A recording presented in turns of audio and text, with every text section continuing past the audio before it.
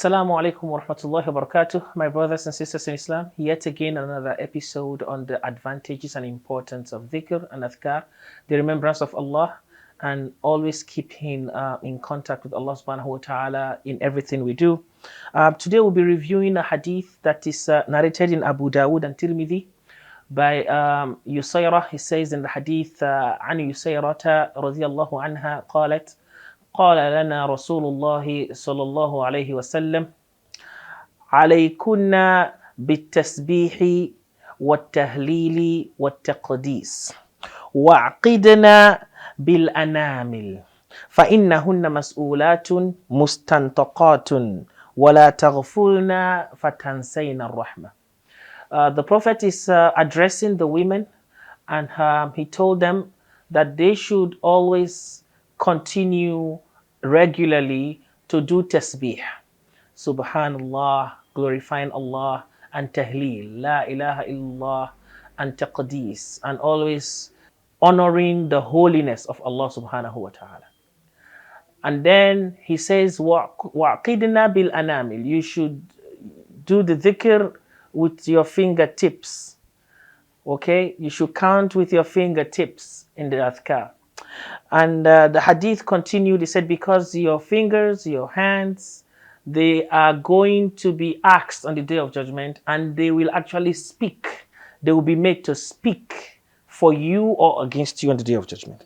And the last part of the hadith was reminding them not to forget the rahmah, not to forget generosity and kindness to people. So the base of this hadith, as regard what we need in our topic regarding encouragement for dhikr, is that the Prophet ﷺ is telling the women to try in their busy schedule. The woman is busy with the kids, the woman is busy with the household, with cleaning, with feeding, with shopping, with all the responsibilities. The Prophet is still encouraging them to find some time to also do dhikr and do all these good things. So we're going to explain three things in this hadith. The tasbih with the fingers is the best thing to do. And there is another hadith of Safiya, that the Prophet saw her counting with stones and the Prophet didn't stop her.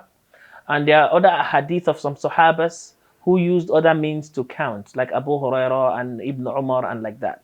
But the point is, you can count. If it is the local tasbih, we know it is fine, but the best, according to Jamhurul Ulama, is to use your fingertips to count, either after Salah or during your normal adhkar. You want to count La ilaha illallah wahdahu la sharika lahul mulk wa lahul hamd wa huwa ala kulli shay'in qadir 100 times, and the tasbih is going to help you do that. That is allowed. It is not bid'ah or it is not haram. But the fingers are the best. That is the first thing to note in this hadith.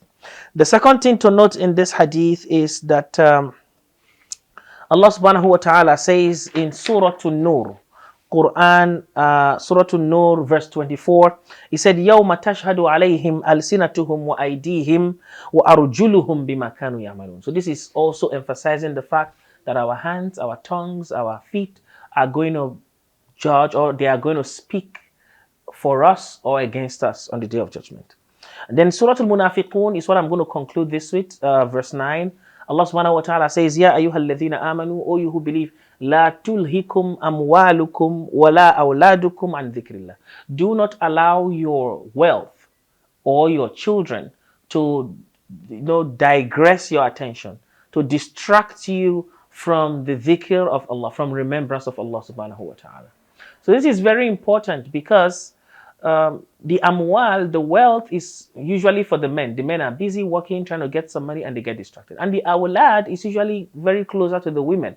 The women are the ones with the kids. The women are the ones that are busy. Allah is saying, don't allow these two things to distract you and dhikrillah. And if you allow yourself to fall into that category, that you've been distracted by the hustling of this dunya, you don't give time for Allah's dhikr, فَأُولَٰئِكَ هُمُ الْخَاسِرُونَ. You're going to be among the losers.